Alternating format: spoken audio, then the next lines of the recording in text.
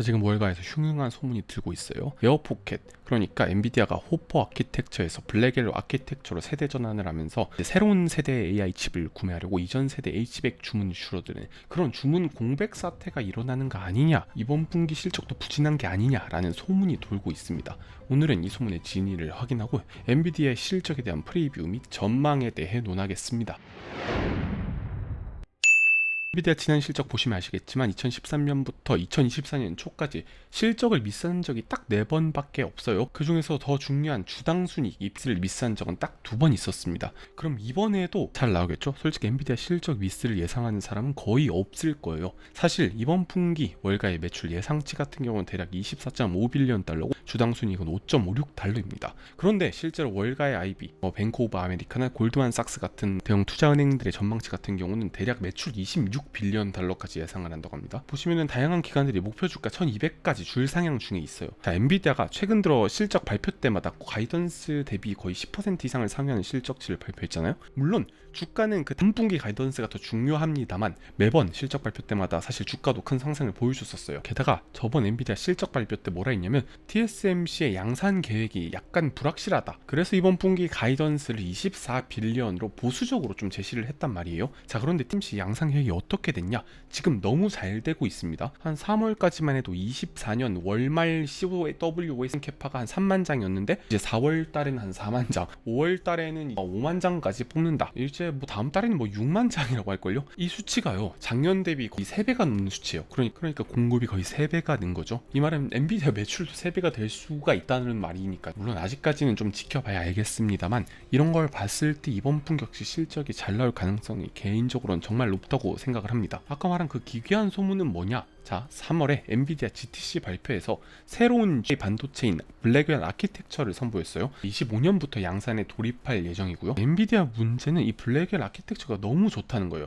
보시면 이전 세대 아키텍처인 하퍼보다 거의 5배 컴퓨팅 파워가 좋아졌다. 그래프를 보면 정말 대단한 게 2016년 대비해서 거의 8년 만에 1000배 가까운 진짜 비약적인 성능의 점프가 있었어요. 사실 이런 거 볼 때마다 느끼는 건데 진짜 기술 혁신이 이런 거구나 하는 생각이 많이 듭니다. 그리고 이번 블랙웰 아키텍처 같은 경우에는 전세대 호퍼 아키텍처와 엄청 크게 차별화되는 점들이 몇 개 있어요. 먼저 첫 번째로 엄청나게 커진 다이 사이즈예요. 자, 보시면 오른쪽이 H100, 왼쪽이 B200입니다. 그러니까 다이 사이즈가 거의 2배가 됐어요. 숫자만 봐도 2배로 늘어났다는 걸 알 수가 있죠. 이게 보시면 이제 칩렛이라는 여러 가지 칩들을 연결하는 기술로 다이 사이즈를 상당히 크게 키우면서 퍼포먼스를 가져온 겁니다. 그러면은 엔비디아가 B200을 팔아서 돈을 버냐? 물론 이 단품만 팔 수도 있겠지만, 자, 여기다가 이제 패키지를 엄청나게 끼우기 시작해요. B200 GPU 2개와 CPU 1개를 묶어서 슈퍼칩을 만든 다음에 여러가지 통신 장비들을 결합하게 됩니다. 데이터를 따로 처리해주는 데이터 프로세싱 유닛도 탑재하고요, 여러가지 네트워크 모듈도 탑재하고요, 칩 간 연결을 해주는 에비링크라는 칩을 또 별도를 탑재를 합니다. 그렇게 만들어진 단위 유닛을 트레이를 갖다가 이렇게 쌓아서 만드는 게 바로 200 NVL72. 이름도 엄청 기네요. 어쨌든 이 슈퍼컴퓨터를 하나 만든다고 보시면 돼요. 참고로 이 슈퍼컴퓨터의 성능이 1.4 엑사플롭스라고 되어 있는데 현존 세계 1위 컴퓨터가 1 엑사플롭스 언저리거든요. 그러니까 사실상 이 렉 한 줄 하나로 거의 1위급 슈퍼컴퓨터의 AI 연산을 할 수 있다는 거예요. 당연히 이 AI 연산에 한해서 이 정도의 성능이 나오고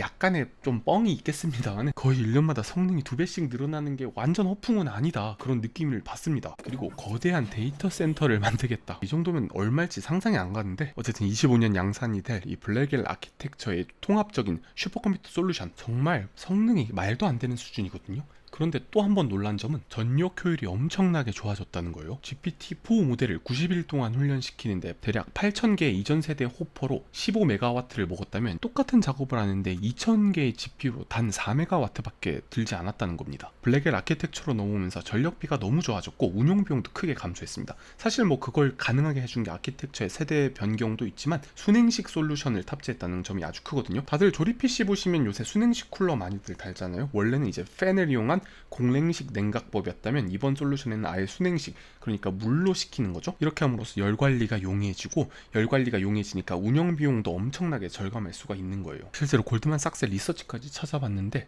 예전 세대인 암페어 아키텍처와 호퍼 아키텍처, 그 블랙웰 아키텍처 3개를 비교를 하는 걸 보면 왼쪽에 필요 전력량 최대치는 크게 증가하는 모습을 안 보이는데 오른쪽에 이제 컴퓨터 스피드 증가치는 어마어마합니다. 그래서 뭐 어쩌라는 거야? 제가 딱 요약을 해드릴게요. 엔비디아의 새로운 이 반도체 솔루션 말 그대로 거의 사기급입니다. 모든 기업들이 단품으로 사는 게 아니라 패키지로 살 거예요 앞으로. 이전 세대에도 GH200이라는 패키지 상품이 있었어요. 그런데 그때 H200이 잘 안 팔렸어요. 아마존만 조금 사갔던 것 같고 고급 치유 출하량 중 딱 5%를 차지했는데 이번 패키지는 차원이 다릅니다. 고급 치유 시장의 거의 절반이 이런 패키지로 팔려 나갈 거라는 말입니다. 전문 용어로는 이제 판매 믹스가 개선이 되었다. 좀 더 고급 제품을 많이 팔아서 마진율이 올라간다라고 말을 하거든요. 그런데 여기서 또 의문이 좀 드실 거예요. 야, 엔비디아 정말 잘하는 거 알겠다. 그런데 여러분 고객사 입장을 한번 생각해 보세요. 아니 한 1년만 기다리면은 엄청난 게 나오는데 지금 꼭 H100을 사야 조금 기다렸다 사는 게 맞지 않을까? 해서 주문 공백 사태, 에어포켓이 일어난다라고 말을 하는 거거든요. 여러분 어떻게 생각하세요? 저는 다른 산업이면 정말 맞는 말이라고 생각하거든요. 조금만 존버하면 개이득 보는데 굳이 지금 살까? 합리적인 선택으로는 안 사는 게 맞거든요. 그럼 이제 빅테크 CEO들이 이런 말 합니다.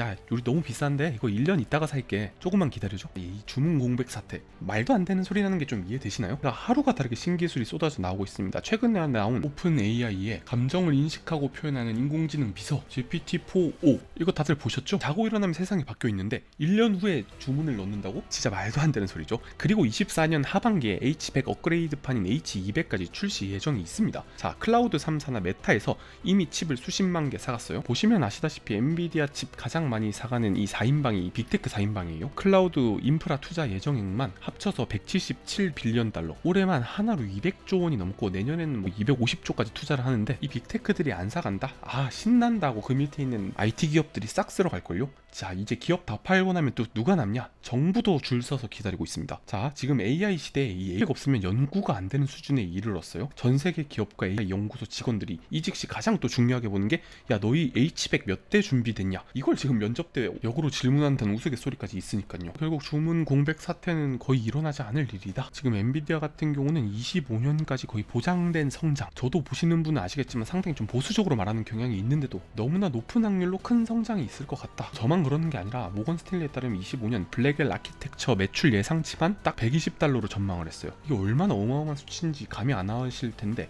자, 만약에 그러면 25년 예상 전체 매출이 대략 한 150빌리언 달러가 넘어간다는 소리거든요. 올해 매출 예상치가 대략 90빌리언 달러예요. 자, 이런 걸 고려했을 때 거의 내년에도 2배 가까이 오를 수 있다는 말이거든요. 마진과 멀티플이 같다는 가정하에 그럼 주가도 2배 오르는 게 수학적으로 맞아요. 물론 미래는 까봐야 알겠습니다만 여러 애널리스트들이 분석한 모델에 따르면 이제 엔비디아 주가가 막 1200, 1300 간다가 전혀 허황된 꿈이 아니거든요. 엑셀 돌려보면 그렇게 나오더라고요. 엔비디아가 그렇게 영원할 줄 아냐? 그 말도 맞습니다. 다른 기업들이 따라잡을 가능성이 아예 없는 건 또 아니겠죠?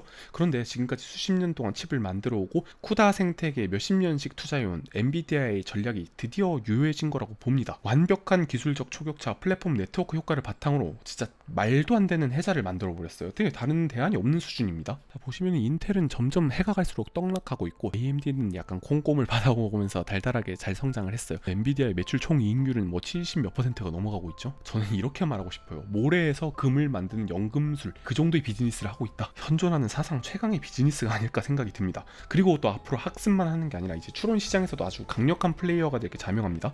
엔비디아는 이제 로보틱스나 자율주행 산업도 엄청난 수준에 올라와 있어요. 아직까지 이게 직접적으로 매출로 연결이 되지는 않습니다만 지금 시작하는 스타트업들 다 물어보시면 어떤 플랫폼 쓰냐? 엔비디아 추론칩 혹은 플랫폼 사용하고 있다. 다 이렇게 대답을 하고 있어요. 지금 너무 많이 올라서 신고가 근처인데 너무 비싼 거 아니냐? 아, 솔직히 오를 때 저도 그 생각이 안 든 건 아니거든요. 그런데 이게 그걸 뒷받침해주는 몇 안 되는 기업 중에 하나예요. 실제로 보시면 엔비디아의 내년 PE 값이 거의 30 중반대거든요. 마이크로소프트랑 비슷하고 빅테크랑 큰 차이는 안 나고 있어요. 오히려 AMD나 ARM 같은 다른 반도체 산업의 PE 값이 더 높아요. 이게 비싼 가격이다? 뭐 의견은 존중하겠습니다. 자, 저도 이거 하다 보니까 약간 확증 편향에 빠진 거일 수도 있겠다는 생각을 많이 해서 반대쪽 의견을 좀 많이 들어봤는데 글쎄요, 그렇게 설득력 있는 의견은 없더라고요. 혹시 의견이 있으신 분들은 댓글로 한계점이나 주의해야 될 점 등을 남겨주시면 투자하는 데 더 도움이 되지 않을까 생각을 합니다. 그러면 다음 엔비디아 실적 발표 영상으로 돌아오겠습니다.